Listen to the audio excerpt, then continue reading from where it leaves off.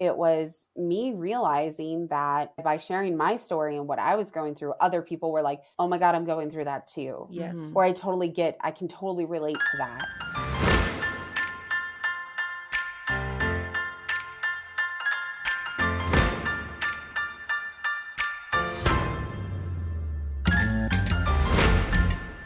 Hey, Michelle. Hey, Carling.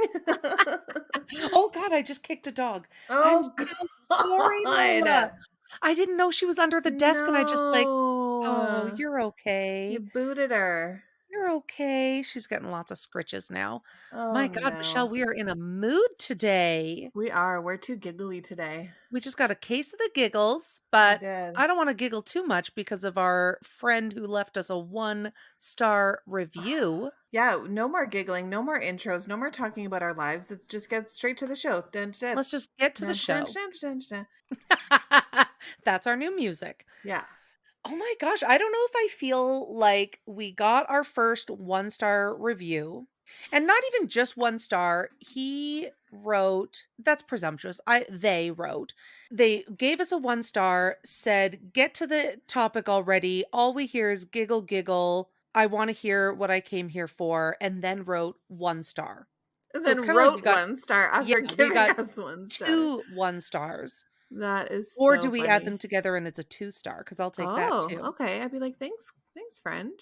I Anyway, think honestly, it's just par for the course, and it just means that we've made it. not everyone's gonna like us. No. And if we're too much, go find less. Yeah, quoting Elise That's what I Myers, that is say. like the best thing. If we're too much, go find less. Go Absolutely. find a boring Yeah. podcast. You have your options. There are many options out there for you. I do also just want to say though, because if anybody's listening and they're like, I hate these intros, but I love this podcast, just hit the fast forward button. Yeah, totally. Because I do that. There are some podcasts where I find either there's too many ads or sometimes I'm like, I'm not interested in what they're talking about in this intro. Yeah. I just skip ahead. I have an iPhone and it's just got a little skip 15 and it skips Yeah, 15 totally. seconds. I totally agree. There are certain podcasts that I don't listen to the intros or I skip the ads. Yeah. Skip. Yeah, You just that's do what you valid. gotta do. So I won't be upset. I'll never know. But you're going to miss out on stories like me talking about my dog Johnny in a wagon. Oh my gosh, tell me everything. The pride I feel in my heart. I have a 3-legged dog named Johnny. We call him Tripod John. And he's missing a front leg. And he's, we think, going to be 11. He's a rescue. He's arthritic. And the fact that he's still mobile is incredible and we love it. But he's really starting to slow down on walks, or hops, we should call them, because he's got a hop on his front leg. Yeah, And that's gotta be exhausting. yeah, and he's starting to trip a little bit and like he'll slow down and he'll need to take breaks. And that's tricky when you have 4-legged dogs who need quite a bit more exercise. So the option is either the 4-legged dogs don't get enough of a walk, or you got to leave the 3-legged dog at home. And he looks so sad. He just wants to be with his pals, and he can't wear a Yeah. prosthetic because he doesn't have, he doesn't even have a shoulder blade. So we got him a wagon. He was offended. He is an independent man. He does not enjoy being He don't need carried no or, wagon. oh no, he doesn't want to be helped. He's very proud. And I finally just sat him down and I was like, listen, fella, if you want to come on these walks. A little heart to heart. Yeah, so I started by just bringing the wagon with us, just so you see it. And then one day I was like, we're just going to take him on a walk until he can't hop anymore, so that he has to be in the wagon. And it took a couple of tries, but he lets me lift him in and put him in. Yeah. And now he just like cruises with a big smile on his Aw, face. I'm going to so put a picture cute. on our stories. And then I have a bigger dog who has a lot of energy. Lindsay was like, I have a pulling harness. I wonder if he would pull the wagon. And I was like, this is brilliant. So last night we rigged it all up and Henry took Johnny on a walk. That's so cute. Like my whole heart is like exploding with pride because they did so good. Aw. The last time I strapped one of my kids to each other, it went differently. It did not go so smoothly. That's so fun. I'm so happy for little John. John. So cute. How was your week? I think it was okay. Trying to remember. I worked. Yeah. You had a couple kids homesick, standard I love how procedure. you always have to tell me what I've done. Yeah, like I ask you, but like I already know, so I'll just help you. Yeah, I had, like there were sore throats and coughs going around. Yeah. The one thing that I get really offended by Oh God. is like for me, it's like kids get sick, and I have 5 kids, and my kids go to school and to daycare. They're exposed to a lot of germs. So I have people in my life who comment about how often my kids are sick, Ah, you don't need these or people in your like life. how, oh, my kids were never sick that much. And it's like, okay, it's not like we're dirty and that I'm like, I don't know, like we're not Yeah. sharing cups and kids get sick. Like it's just there's Yeah. germs everywhere. And especially now, like they weren't sick for a really long time because of COVID and masks, and they weren't going Yeah. places, and the most they would get is like a stomach bug. So it just bothers me when people are like, "Oh my God, your kids are sick all the time." And it's like, no, they're not. Yeah, but it's just hard when like, there's 5 though. yeah, When you have a household of more than 2 people and one gets sick, it's very likely that it's all going to go around, and each kid is in their own class, mhm. so each kid is exposed to at least 30 kids a day. Yes. Yeah. I Yeah. get a little defensive about it. I feel defensive for you. I'm so sorry. Thank you. Other than that, I don't think anything really major happened. No, nothing that I can really think of.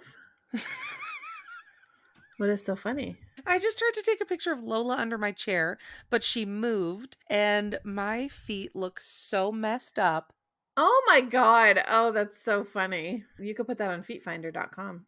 Is that a real website? It is. Feet Finder? Is it for Yeah. people Find who feet. like find feet sexy? Yeah. You can post Yeah. your feet and then people will find them and pay for them. I have no experience in this. I do not do this. You I can mean, find to each their Michelle at own. feetfinder.com/ I did not sign up for this.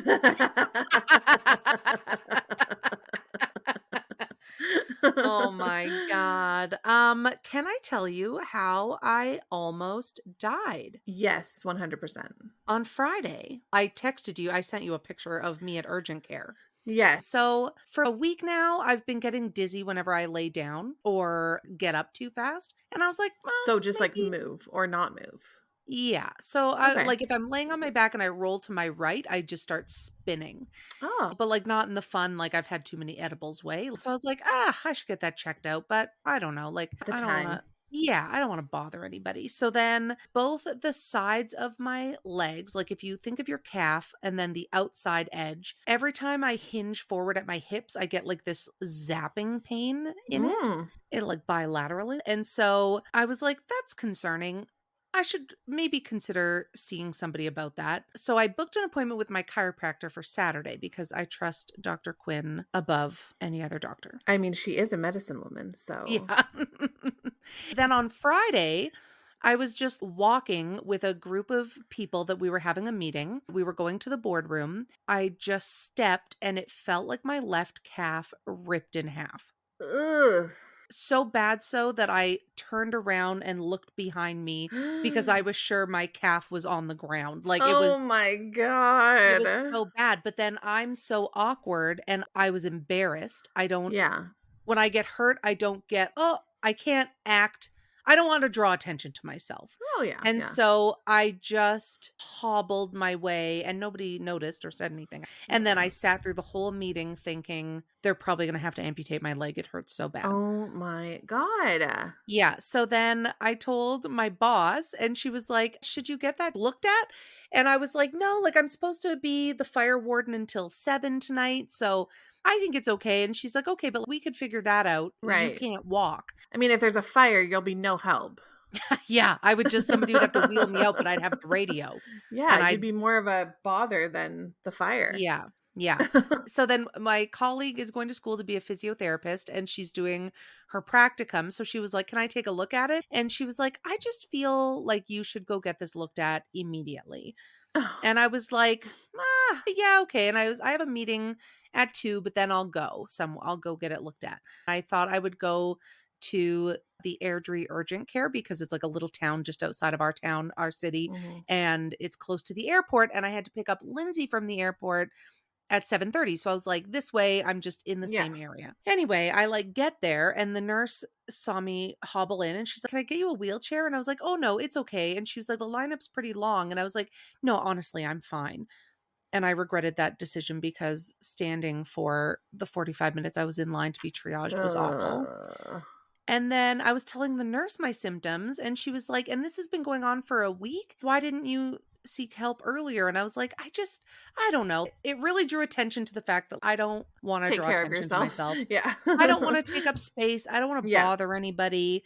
But I was like, I don't know. Like, how serious is this? She's like, "It seems pretty serious." And I was like, Oh okay, my well, God. anyway, they got me in right away because they needed to test me for a blood clot. So No. apparently one of the symptoms of a blood clot is like a sudden pain in your calf. Oh, okay. In like Good in to the know. exact spot that I had it, and they said a Oh lot of times God. it goes undetected because people think they're just like, "Oh, I just stepped funny, I just pulled a Yeah. muscle." But Yeah. like it might be a blood clot, and my blood pressure was really high and the fact that I was dizzy and I had a headache. And so she had to take my blood and she's like, "We're just going to start an IV like just in case." And I was like, "Oh my God, this is escalating very fast." Lindsay's in Saskatoon at this conference. Anyway, I do not have a blood clot. They did an x-ray and it showed nothing. And so So you're just being dramatic. I'm just being dramatic. And then I went to see Dr. Quinn the next day, my Yeah. chiropractor. Yeah. She was very upset. She was like, "Carling, I'm going to need to see you a few times this week." And I was like, "Okay, but funny story, I leave Wednesday Oh to God. go out of town." So if you could just do everything right now. Yeah, she's like, "Carling, we need more than a 15-minute adjustment." And I'm like, Yeah. "Oh, but I didn't want to take up time." Anyway, so the doctor and Dr. Quinn, like the medical doctor and my chiropractor, think that I have crystals in my ear and it's called like benign something or other, and they like got out of whack. I feel like you had that before, didn't you? I had something called labyrinthitis like about Right. 15 years ago, Yeah, I and remember that. it's like from inner ear damage. Did you have a lot of ear infections as a kid? Yeah, I had like tubes in my Oh, ears you did? and I Okay. had a lot of ear infections. Yeah, so I was That that makes kid. sense. Oh, ear infection kid and asthma kid. I know, God. and nosebleed kid. Wow. It's a miracle you're cool today. Am I though? Mm, it's a miracle I have friends. You Anyway, persevered. that Can I just dramatic tell you that story. through your story, I have come up with 2 new merch ideas. The one is Tell going to me. be take up space, Ooh, yeah. and the other one is going to be I don't know if I want to say not a bother or something like that. Something about being a bother. Those are my ideas. Yeah, I need to really unpack that with my therapist. Like, I Absolutely. don't want to. I get I that. I feel the same way. Yeah. Oh my God. This man came in and there's somebody stands at the front door and says, "Are you here for urgent care? I need you to sanitize your hands and put on a mask." That's like their And only job. their only job. And then they direct you to the line. He walks in and she tries to say her little spiel. He just talks over her with every symptom he has. He can't stop burping. His stomach hurts. He thinks he might throw up. It might be something he ate. Nobody in that vicinity needed to know this information. No. And she was like, "Okay, I'm just going to get you to sanitize, put on a mask, and go wait in line." He's like, "What?" He was outraged. He wanted to be rushed right in. His stomach pain is valid. His burping is valid. But like, sir, like I can't walk. And Yeah. there are just people there with all sorts of things. Honestly, it's like take a Gravol, go home and hunker down on the toilet. Yeah. I'm no doctor, but I was already triaged and waiting to be called up when he was in line. I just had to listen to him belch.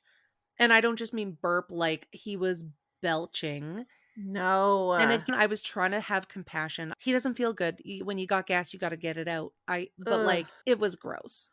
Yeah. Good that's times. that. I'm glad Yeah. that you're alive and well because I told Thanks. you that if you died, I would be really mad at you. So thank Yeah. you for taking that advice to heart. Yeah, you're welcome. I'm a little bit concerned about you being on the plane with like swelling and stuff. Maybe you should get some compression socks. I did think that, but I'm still going to wear like capris, so it'll be really cute. Oh yeah.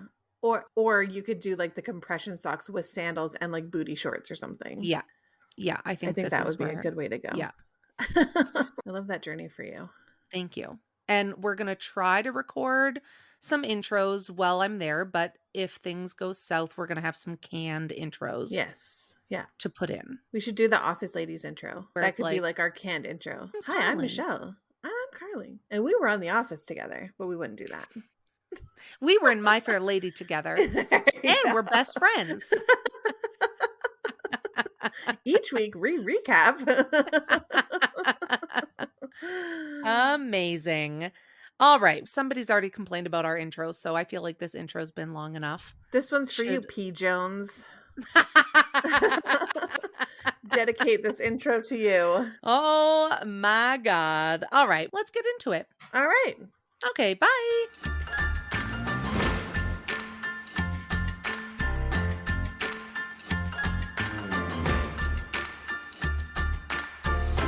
Hello, Jen. Hey, How are you? doing good today. How are you doing?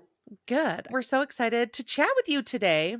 Thank you. Thank you. I'm stoked to be here because I didn't sign up for a lot of shit. Yeah. So I'm super stoked to be here. I love that. Yeah, you and I met over like a podcast Facebook group. We were both like, hey, I think we have a very similar podcast.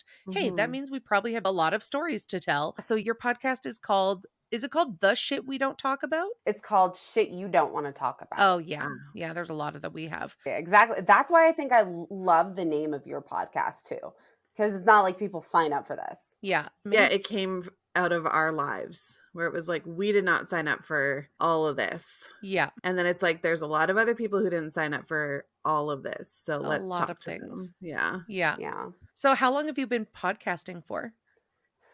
Since this is my second podcast, I actually had my first podcast in 2016. Oh, wow. And and that podcast was called Greater Than. It had got its name from Greater Than Resilience, but resilience is a hard word to say and spell, so we went with Greater Than.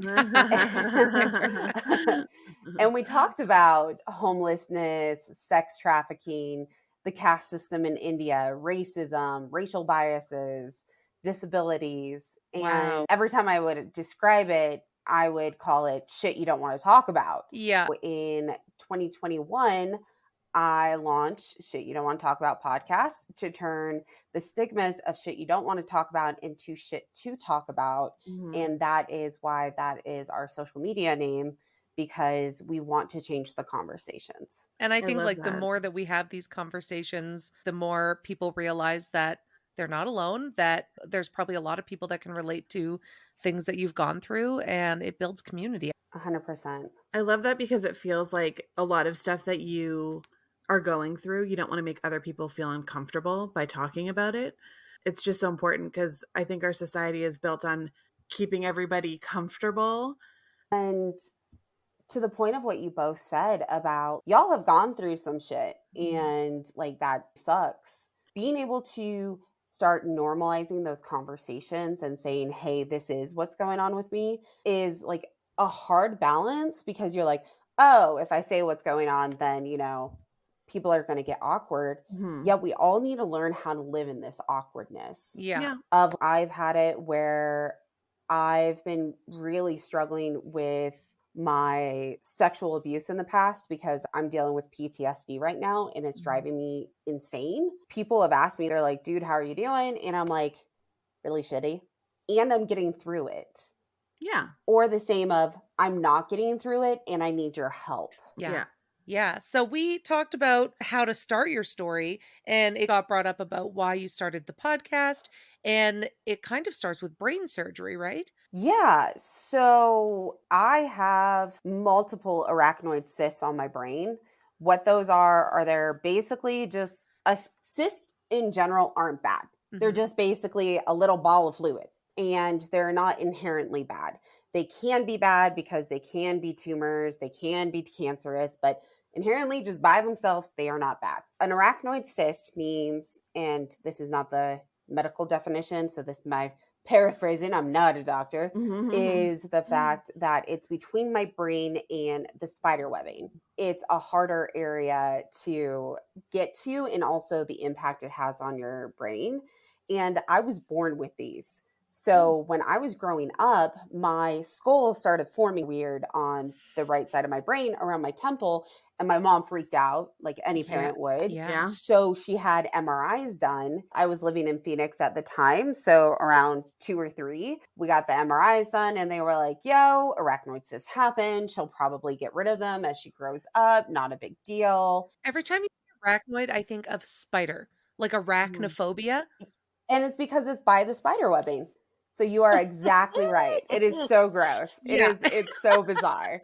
And I'm like, maybe that's why I freak out about the idea of if there's like a fly or something in the house, I will cover my ears if I'm sleeping. Oh no. Because I have this, Yeah. it happened once when I was a kid where like a fly tried to get up in there and I'm like, Oof. I hate it. Yeah. I totally gross out. But Yeah. Mhm. the arachnoid cyst, when in 2020, leading up to 2020, every once in a while, like in a blue moon, I would get such horrible pressure where this on my right temple that I would have to wrap a bandana around my head so tightly to get the pressure, to give it pressure. But then the rest of my head would be like, yo, we need to breathe. I Yeah. do it with hats. I would lay down and stack books on top of it, like a Oh my huge change God. jar that was small but really heavy. It happened every once in a while, not a big deal. No one could tell me what caused it. And then in 2020, it was happening once a week. It was happening multiple times a week.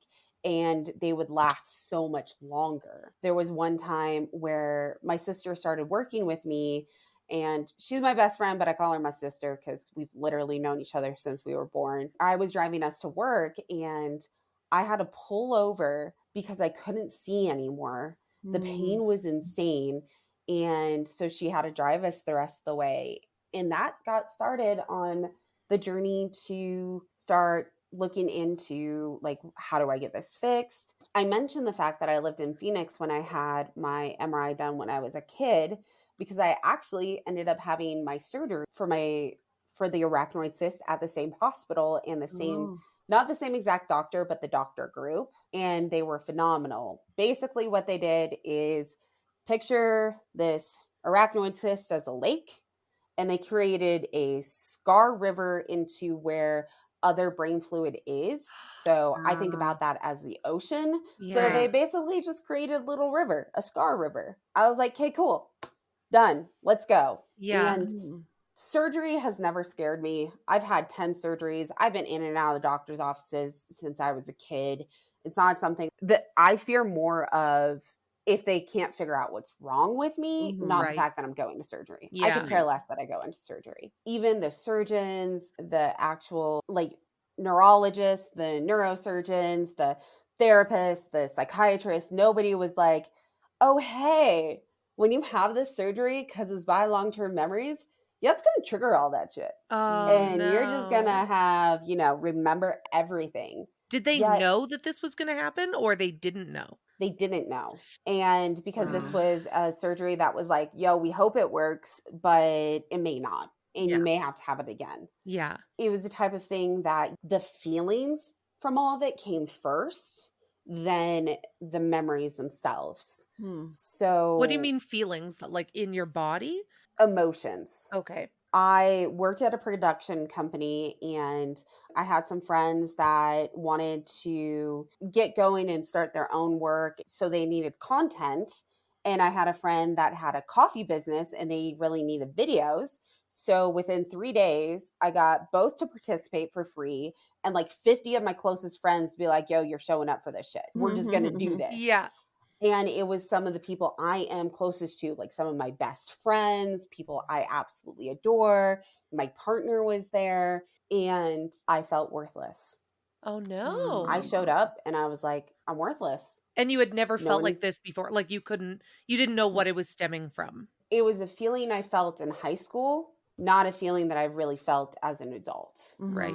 I didn't know what it was, but basically it was the fact that since everything else had something going on, that I wasn't needed or wanted, because I've always known myself as the one that could get the quiet people to open up, the crowd to get going. But once the crowd's going, what do? Why am I there? Then I also started getting into self-harm and suicidal ideation again.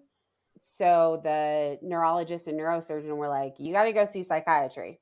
And during this process, I'm recording the videos and talking to my friends and family on Facebook because the shit's scary. And I truly believe in mental health and we can all learn from each other. With psychiatry, they diagnosed me as bipolar type 2. I am ADHD.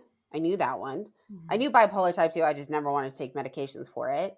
Anxiety, depression. I'm also dyslexic. They were like, we need to put you on a mood stabilizer. Let's try that. And I was like, okay. And then an antidepressant, which the antidepressant anti-anxiety go is one pill, but I was sharing my journey of seeing what this was doing to my body, what was Mhm. going on. At that same time, the beginning of 2021, I started a new job and I was working in the world of APIs, which is super tech. That's what I like to call it. Yeah. But basically, the easy way of saying it is application programming interface, which means in non-tech world, one software talking to another software. Right. So I was telling my boss, I was like, I want to start another podcast. I think I'm going to do it in sales because I'm sales enablement. It'll be dope. And she's like, nah, bro, you're not. It's not going to be sponsored by the company. And it's going to look like it's from the company. And we're not Right. going to do that. Right. They also Oh, had their own podcast too. okay. And I was like, fair enough. And she's like, why don't you do it on mental health? You love mental health. Mhm. And bringing it back to my original podcast, that is how we came up with the name Shit You Don't Want to Talk About, because it was literally that's what I was feeling, what I was going through, why I was sharing those stories. Wow. And so Wow. you had said some memories started flooding back, but they started with feelings. Mhm. So you went to the neurologist and you're like, this is weird. I'm getting all of these symptoms, emotional symptoms, and they medicated it like through the psychiatrist. At what point did those start turning into like memories that you had locked away and didn't even know that you were storing away somewhere? I knew the memories were there. I just didn't realize that they still affected me. Oh, Mhm. okay. And also, they didn't come to mind very often. It was Yeah. like, I went through it, cool, never really thought about it. A lot of ways that showed up to this point was I was a workaholic. It wasn't something I enjoyed, but I always felt like I had to prove myself, Mm. be Yeah. the like, go-to person, the one that always did way too much because I felt like I wouldn't be good enough or wanted if I didn't do absolutely everything. Right. So that was still showing up in my life until probably about the last year. So that's something that I didn't realize was because of all this shit I went through till I started going to therapy. I didn't realize how the sexual abuse affected my relationship. What a lot of therapists have told me before, this is a big part of my journey that I'm still working through, is they're like, oh, it's probably you're having issues with your relationship, with having a libido or PTSD because you're 2 years into your relationship and the sexual abuse lasted for 2 years. I'm like, okay, that makes sense, but it's 2022 now. Can I be through this shit? Like, Yeah. I'm Yeah. sick. And my partner, luckily, is so patient with me while I'm trying stuff because, yes, birth control can go into it. Yes, medications can go into it. Yet, Mhm. diving in like head first into therapy, I was hoping would fix it, but it's still something that I'm struggling with. That started really presenting itself after brain surgery.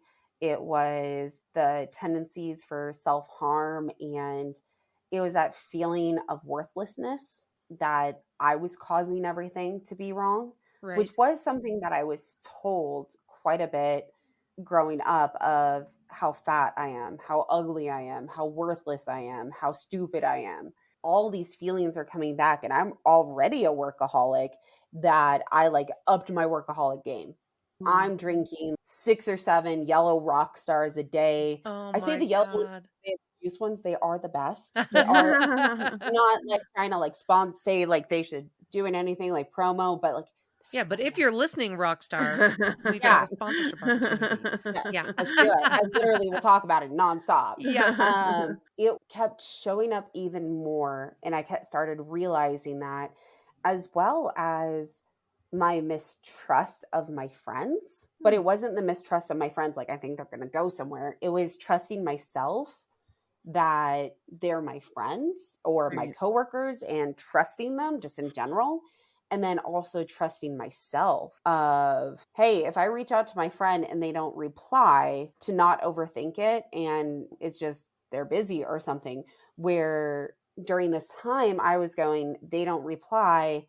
I'm worthless. All of those feelings. And with the memories, it was going through solitary confinement when I was a little kid of I was only allowed to, I had like the little kid, like trainer porta potty things. Yeah. That's what I had in my room. And my dad would wipe out, take everything out of my room because I was too messy. And like the first night I had the porta potty thing and a sleeping bag. And then the next night I got to choose between a pillow and my teddy bear. Like my Oh. teddy bear is named Baby. I still have him. He is the Hmm. best. And it was like all these feelings of that and that inadequacy was coming back. It was after that happened until about the age of 8, we moved to another state, and then sexual abuse started happening from my cousins. That happened for about 2 years. We moved again, and my dad during this entire time is isolating my mom, gaslighting her, and he's a complete narcissist. And so she's starting to take out what's going on to me because she has no other outlet. Yeah. We started becoming religious. Come to find out, my dad only joined a religion to be more controlling and stuff like that. But during that entire time, no one believed me what was going on Right. with my mom or with my dad or anything that. And you add in a bunch of moves and just like learning and thinking promiscuity is going to solve all of these. My best friend passed away. I know I'm naming off a lot of shit pretty quickly, No. but all these memories start flooding back where I already had the feelings like, oh my God, my best friend died. That should have been me. What am I going to do in the world? She was a much better human, is what I would always tell myself. So it's all of this is slowly starting to seep back in, and I'm learning how to deal with it. I think that's so interesting how the brain works. Like you had said, you had some of those memories, but you had locked them away and it was like fine, you didn't have to deal with them, but something will trigger it, like this brain surgery. And it seems like until you deal with it, it will always find a way Yeah. to come To out. come back. It doesn't matter if you avoid it, if you're a workaholic, if you drink it away, if all of this stuff, I feel like sometime in your life, you're going to be forced to deal with the things. Why was it this brain surgery that triggered all this for you? Like, I think that's so interesting. And this is the second time something's been triggered. When I was 16, my boyfriend at the time was a huge Adam Sandler fan. And Adam Sandler has a song that talks about a soap bottle up the butt. Oh, And it triggered all of my memories from the ages of 8 to 10 when I was sexually abused. wow. And you, before that, hadn't really thought about it. And you I heard didn't this. realize I was. Right. Yeah. And so you were 16 when you realized that. Did you tell anybody? Did you get help? It was actually, so if any kids are listening to this, don't sneak out of your house. Yeah. But my mom is to this day the heaviest sleeper ever. Like, she snores like louder than anything ever. And I can never share a bed with her because she's a kicker. Oh, God. She is to this day. Yeah. I'll go stay with my mom and I'm like, it's the couch for me. I'm not. Yeah. My mom would sleep on the couch downstairs. I don't know why. Maybe sometimes she would go up to her bed. So I would honestly go downstairs past my mom and go out the back door. And she'd have no idea that I Wow. left. And this happened like within 6 months. I was probably sneaking out 5 or 6 times a week to go hang out with my boyfriend and his friends. Oh, Or no. my boyfriend had a younger sister that was my age. I'd say I was spending the night with her. I was always out doing things I probably shouldn't have done. Yeah. So this is probably like my gazillionth time sneaking out. And I get triggered. My mom randomly calls me, like screaming at me about where are you? I wasn't meeting up with my boyfriend because of this.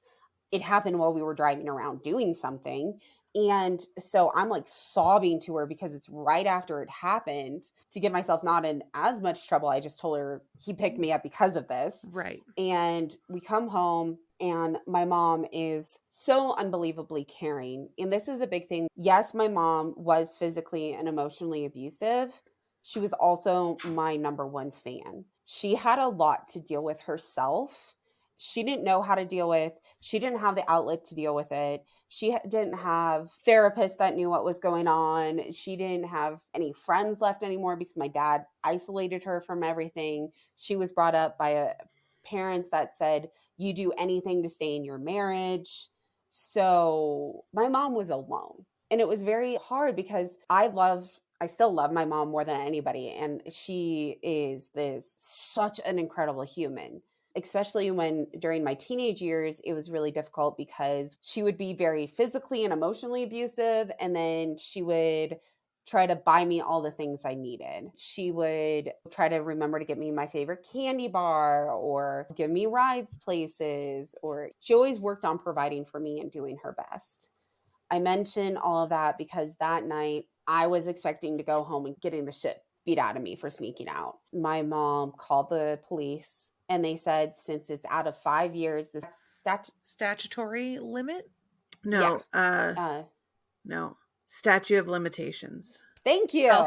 Yes. Well, there my we go. brain Look was at just this. like cranking that. That was Let's get there. painful. Was out of the statute of limitations. Right. Because it had been over 5 years and my cousin turned 18. She just let me saw him. And I don't remember much after talking to the police officer, but I didn't know exactly how to deal with it then, although I knew my younger cousin was going to be starting school with me. And I was still at this point always trying to prove myself to my dad that I was good enough.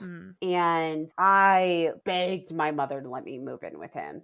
And she tried to warn me. She definitely did try to warn me. I moved in with him, and again, he broke all of his promises. Like, he never taught me to drive and got me a car. My entire world of humans lived in one town, and then my dad lived 45 minutes away. That was in a town that doesn't even have a stoplight. Wow. So it was so important, and the reason I said I would do it is because then I can go back to my friends.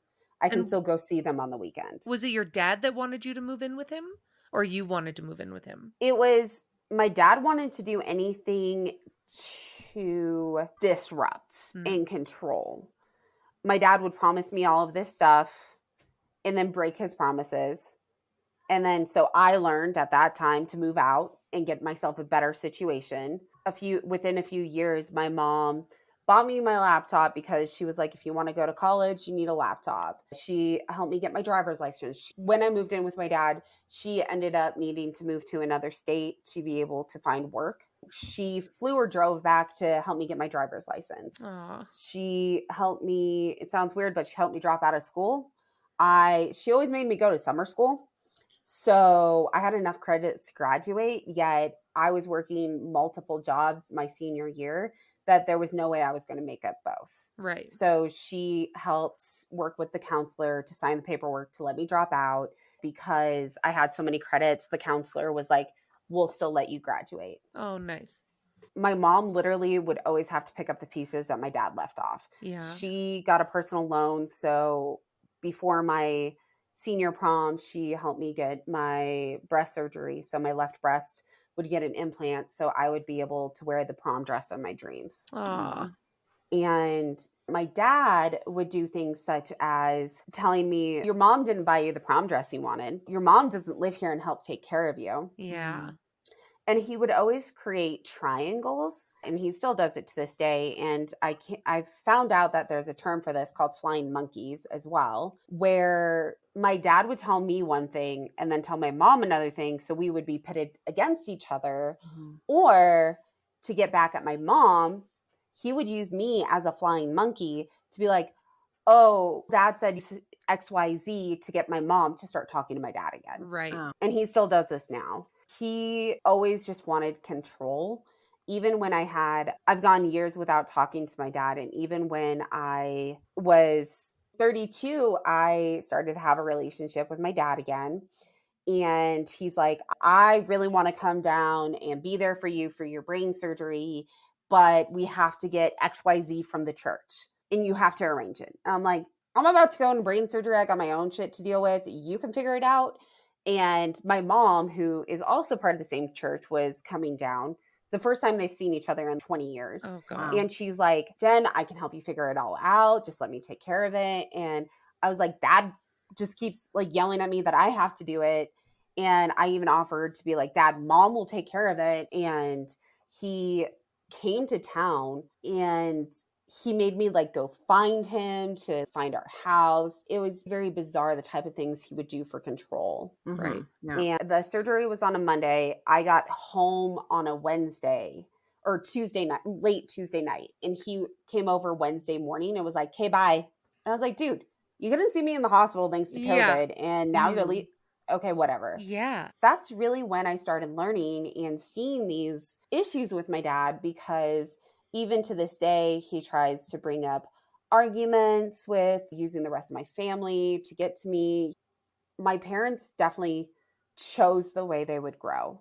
My mom grew with me and is my best friend, and we've worked through a lot of shit. And my dad is still a psychopath. Yeah. And I see that as what happened that night from my cousins. Like when I remembered everything, my mom truly showed her true colors. It took me a long time to see my dad's true colors because I always felt so inadequate. So it's definitely something that I still am working through, especially for the sexual abuse. Yet the healthiest thing I've ever done is finally tell my dad, "Hey, you want to be cool? We can talk." Yeah. Mhm. But I've had to realize that I more than likely will not see my dad again until he's on his deathbed or at his funeral. Yeah.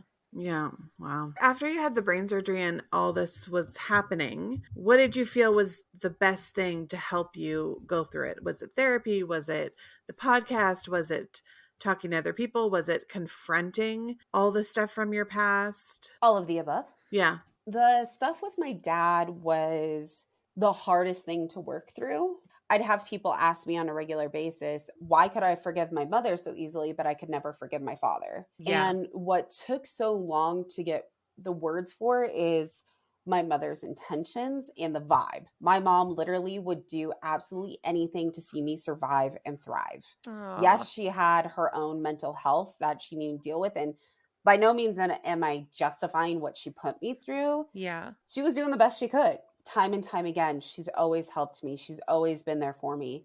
And my dad, I couldn't comprehend why I always felt so miserable around my dad. And a Yeah. lot of it I felt was my own fault. I've been through so many like self-development courses, and I still couldn't get over like why I felt so bad about my dad and why I could never be good enough for my dad. And even after the surgery, yes, I got a lot better about it when he came for the brain surgery, but I still couldn't understand why I wasn't getting over this. Leading up to the podcast, I actually started doing EMDR therapy. It's Oh, yeah. eye movement desensitization repetition. Yeah. Yeah. I've done Yeah. that as well. Yeah. And it really helped with some of the big stuff, which was about my dad and being locked away in my room Mhm. and remembering things about that. I remember my mom and dad screaming at each other and trying to fight to get to my mom as Mhm. like a little kid. I didn't remember that until I started doing therapy. And Yeah. that did really help get through so much of what I was struggling with. I'm still struggling with PTSD of the sexual abuse. Yeah. Right. It was Yeah. also realizing I'm not alone. When I started posting these stories online just for myself or like these videos on Facebook, it was me realizing that by sharing my story and what I was going through, other people were like, "Oh my God, I'm going through that too." Yes. Mhm. Or I can totally relate to that. Yeah. And also realizing that and meeting people that wanted to be a part of the podcast once we decided to do it is what really helped me go, I can get through this. Yeah. It sounds weird, but like becoming myself. And that's what that job last year really helped me do is I have bright purple hair. That's who I am. Yeah. I like wearing gold sparkly overalls and Mhm. sequins and bright colors. And half the time I don't match when I leave the house. I'm not sure why Tyler puts up with it, but he does. Mhm. Since my brain surgery, learning so much more of who I am once I started working through this shit. Yeah. Yeah. Yeah. And are That's you, I don't know, yeah. are you like thankful that the brain surgery triggered what it did because it's forced you to face and work through everything? Yeah, I would even say that I'm thankful for the job I had during it, Right. this entire experience. I worked for a production company that it was literally the shittiest job I've ever had. My boss was a narcissist, probably a psychopath. And I think that's actually what caused the brain surgery to finally happen, is the stress of that job. Oh, interesting. Yeah. And it also made me realize I'm not crazy. And the brain surgery made me take a month off of work. And it was the first time I had ever done that. And that job, even though it's one of the worst jobs I've ever had, has helped me so much more in my career, being able to do the podcast, being able to be a speaker, an MC for events. It helped me get the job that I had in APIs. It is between the two. They were like, Jenn, you're going on the wrong course of life. We're going to mess it all up and have you restart from ground zero. Yeah. And so I'm incredibly grateful. I am also oddly grateful for the shit I went through, because it made me who I am. It made me strong enough to be there for others and advocate for others and give them a platform to share their stories, but also hear that we're not alone. Yeah. Yeah, That's so absolutely. important. I feel like every time I do a podcast interview, I am getting like a mini therapy session, and I'm picking out things that resonate with me. And what you were talking about with your mother, I feel like I'm screwing up every day with my children, especially because they've gone through a loss of a parent and they're struggling with their mental health, and I'm struggling with my mental health. And I just am so afraid that they're going to hate me in the end because I didn't do enough, or I didn't help enough, or I said the wrong things because I'm struggling. So it's just interesting to see the other side of it, where you can understand what your mother was going through and you can empathize with her, with what she was going through, and still understand that she was trying to do the best that she could. So that's just my little piece that I pulled out of it today. Yeah. I mean, we always say do your best until you know better, and then do better. Yeah. And sometimes that's a rocky road. Yes. And I would say one thing, especially to all the parents out there, just what you just said, is if I could go back in time, the biggest thing I would ask for is my mom to take care of herself. Mm-hmm. And I hate the air mask thing with planes, because that's what so many of us talk about. But I wish that if I could be like, give my mom any gift in the world, it would be to show how worthy she is and how amazing she is. And it's okay to ask for help. You don't have to figure it all out. I ended up okay. Yeah. And I'm not dead. And I'm like, Yeah. to me, that's a parent's, because so many of my friends are parents now, and they're afraid of some of the same things. What if I mess up my kids? What if they never forgive me? And I'm like, in all honesty, doing what's best, in my opinion, this is totally my opinion, make sure they live and give them the best opportunities you can. I think it's so amazing that so many parents now are realizing that mental health is a thing.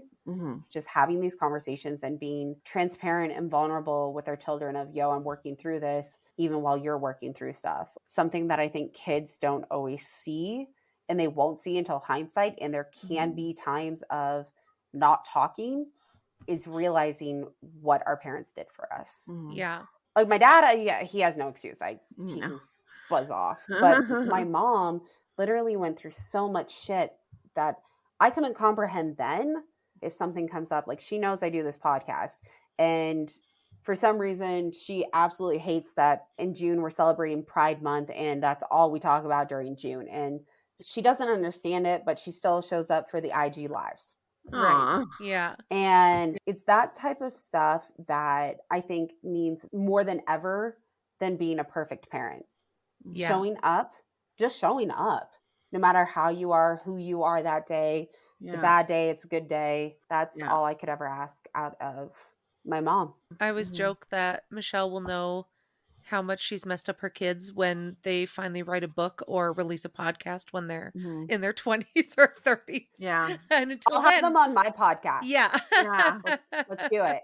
And Oh, until trust me, then, you I just already don't know. I have a 13-year-old, so they tell me every day how all the things I've screwed up on. And that's the hardest part, is that your kids are kind of a little bit unaware of things for so long. And then once they become a teen, they become more aware of your flaws and the things that you're doing wrong, but they don't understand the empathy side of it and like maybe why you're screwing up or why you're saying the wrong things and what's going on in your life to contribute to that.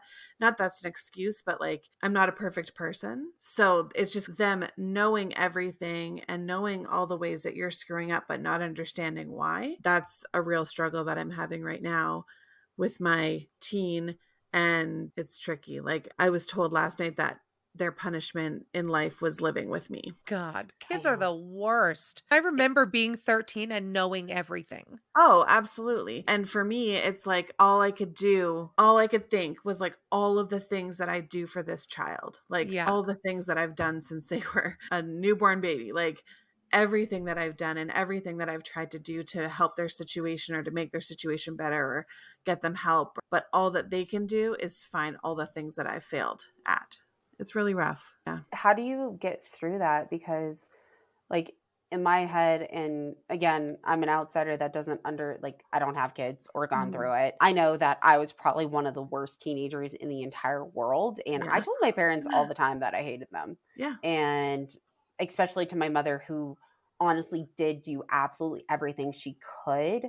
I probably told her a million times that she's the worst mother in the world and I Yeah. hated living with her and blah, blah, blah. So, what are some ways that you keep in mind? And I know it's a logical side instead of an emotional side, Yeah. but how do you remember that you are so worth it and you're doing your best? Because, dude, I know I'm not supposed to like cuss, but fucking shit, dude. Like Yeah. being a mother is hard. Being a Yeah. parent is hard. Yeah. And especially when you have teenagers that are like, you're destroying my life. Mhm. That is my imitation of teenagers. About right. Like they're growing and like in a like psychology way of things. Like this is the time where they do need to detach from their parents. Yet Mhm. being a parent, I can't even imagine it. I think that what I try to do is remind myself over and over that they don't have the brain development to understand the other side of it, that eventually they will. And eventually there will be a day, even if it's not until I'm 80, that they're going to come to me and say, I'm sorry. I get it now. I understand now. And I just keep reminding myself about that. But there are times where literally last night I barely slept because that's all I could think of was ringing in my ears is what they said and over. And it's really hard. And then you want to make the next day better. But I think from what your mom did is that she just kept showing up. And for me, I just keep trying to be there and to call the therapist and get the appointments done and keep showing up that way, no matter, it's not to be dramatic and not to minimize abusive relationships, but it can feel like that sometimes. Yeah. Where you're constantly trying to show up and be there for that person and they're constantly bringing you down and telling you you're wrong and telling you that you're terrible and that you don't care about them. So to just keep showing up is what I try to do. And I think it doesn't matter. Like you could live in a mansion with all the money and be a stay-at-home mom that's always there and you'd get the same comments. It's a Yeah. lose-lose situation with preteens and teenagers. Yeah. Yeah. But anyways, that's my little spiel. I think it's very valuable to be sharing that kind of thing because I can only imagine parents throughout the world are feeling the same thing. Like we could go through a downward spiral of this of the systemic issues that do not help this situation Yeah, and absolutely. teach like emotional EQ and all of that, like emotional intelligence. So I think it's very brave that you're sharing Thank you. about your experience. I think it's important too to understand I can be empathetic to my teen. I can understand what they're going through and the changes in their body, their mind, their social circles, their everything. And even if they tell me every day that I don't understand, maybe I don't fully understand, but I also was a teenager once. Yeah. I also can understand the things that happen day to day that feel like the literal end of the world. But I can have that perspective on the other side to know that it's not. Junior high and high school are not the end all be all. Once you're away from that, you'll realize how much different your life is and how much none of that mattered. But in the moment, it is the most important thing that you're dealing with. So to have empathy about that and to understand like you're having a bad day because you got teased and maybe it's not going to matter 5 years from now, but it matters right now. And I'll help you through it. Yeah. Wow. Jenn, where can people find you and your podcast and all the stuff that you're Uh, doing? yeah, I really quick before we go into that, I think this is a great example of it's shit you don't want to talk about. It's hard shit. Nobody wants to talk about this. Yeah. Yeah. I commend you for being so brave to share this, Michelle. Thank you. And Back that at you. is why we create the podcast, is because it's called Shit You Don't Want to Talk About. Mhm. Spell shit with an exclamation point if you're Yeah. Googling it. And then all of our social media is shit, the number 2 talk about.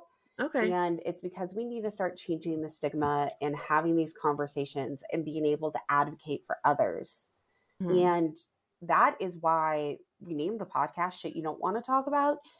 And we need to change it into shit to talk about. And that's Yeah. why it's called, our social media is that. I love that. I also feel like it's almost like shit people don't want to hear because Yeah. Yes. it's teaching people like, you need to hear this. And it's everybody's story is valid and everybody's story is important. And you're going to reach somebody in the audience that understands and feels the same way that you do and feels comfortable now telling their story because of you. I feel like I'm echoing by saying this is trauma's trauma. Mhm. It's not a competition. Absolutely. Agreed. Yeah. Oh, your story is incredible. And I feel like we could have you back over and over again because there is so I'm much to down. talk about. Yeah. Yeah. You're doing really important work out there and breaking stigmas and all of that. Thank you. Thank you. Yeah. I appreciate you both. Thank you. Awesome. We'll let you carry on with your day. Thank you. I appreciate it. I just freaking adore the both of you. That's Oh my that's God. Aw. You're so Like, you guys- sweet. You're so sweet. Thank you so much. All right, Jenn, thank you so much for spending time with us today. Thank you. Yes, thank you both. I am so excited, and I really hope that this really hits home for your audience. Yeah, I think it Absolutely. will. And we look forward to being on your podcast, and we'll Mhm. make sure in our show notes and everything we tag all your stuff so people can find the work that you do. Awesome. Thank you so much. Awesome. Have a good one. Bye. Bye. Bye. Hey, Michelle. Hey, Carling. Oh my God, Jenn. Thank you so much for being on our podcast. I know. That was so good. That was Are like we going to be just- on her podcast? I hope so. Yeah, I'm pretty sure. Yeah. It sounds like it. It's like we have a lot of shit we need to talk about. Oh, we do. We do. Yeah. No, I think it's good to talk about these things and break the stigmas and make people a little uncomfortable, you know? Yeah, that's my whole role in life is I feel like I'm just always a little uncomfortable. Absolutely. Oh, you know what's coming up? I'm trying to think ahead because we're trying to record ahead. Tell me. We have our very first Wet Wednesday over on our Patreon. I believe it's pronounced Wet Wednesday. Wet Wednesdays. So just for anybody who loves what we do and wants to Mhm. support the work that we do and Mhm. or wants to get more of us, Yeah. you Wants can to get join wet our- on a Wednesday. Ooh. Yeah, wet your whistle Wednesday. Yeah. So we have a Patreon and it is a monthly subscription.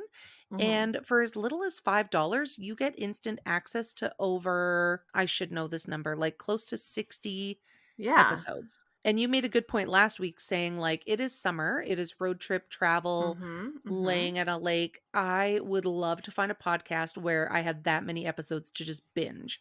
Absolutely. That would be a dream come true. If you want that for yourself, for as little as $5, you could have for a whole month, you could have 60 episodes. If you're going And- on a family vacation and don't particularly enjoy your family, just have us in your ear the whole time. Yeah, we'll talk you through it. Absolutely. And This is my question about Wet Wednesdays, though, because Okay. we recorded it on a Wednesday, but are you releasing it on a Wednesday? yeah, I think so. Okay. So Wet Wednesday, we decided we're gonna do a free preview of, or like we're gonna do a preview for all the tiers on Patreon Mm-hmm. on July 13th. It's a Wednesday. It's video and audio. You can Yes. do both or just audio, or just video if you don't want to hear us. Oh my gosh, that'd be so funny. And we take a topic with a guest and we break it down. So we're going to talk with Julie from the Damn. Resting Bitch Face Pod. We read a Reddit Mighty Asshole and then we talked about it. Yes. And then it spiraled into a lot of conversation. different topics. Yeah. It was great. Yes. So any level of patron will be able to see it, Ebel, Ebel? on July 13th. Amazing. That's going to be so Yeah. fun. So that's going to be like a once a month thing. And we release 2 bonus episodes every month. And it's That's just amazing. generally- You get 4 of us on the regular feed and 3 of us a month on the Patreon. Mhm. What more could you want? not a lot. Like that's Not a lot, because we don't have other than video. reproductive rights for women across the world. But, Oh, yeah. you know, Besides that, yeah, just as an aside. it's So, asking a lot, Carling. Yeah. A lot. all right. Everybody should follow us on social media. Pretty much anywhere. I We're on agree. Twitter now. We're on Twitter. We've already failed at being on Twitter. We were on Twitter for one day and then have not done anything since then. But What do we do? Does anybody understand Twitter? And can you give us a Twitter tutorial? I feel like very smart people are on Twitter, and maybe we're not as smart as them. But you know what? We're going to take up space on Twitter. Taking up space. We're going to You take want- up space. You want less? Go find less. Exactly. No, what is it? If I'm too much, go find less. Yeah, if we're too much, go find less. P. Jones. You want less, huh? Go find Yeah? less. Yeah. Do you? Huh? That'll be our knockoff slogan. I hope everybody has a great week. I hope you have a good trip. Thanks. It'd be terrible if something happened and you couldn't go. What are you? Never mind. You're gonna like Nancy Kerrigan me? Is that her? I might, yeah. Kerrigan? Nancy Kerrigan. I'll be the Tanya Harding to your Nancy. Tanya Harding. Amazing. I will medivac myself to Ontario. Oh my god. Which hospital? Bob Cajun, please. Yeah, just right in the lake. Just drop me in. All right, let's chat later. Okay. Okay, bye. Bye.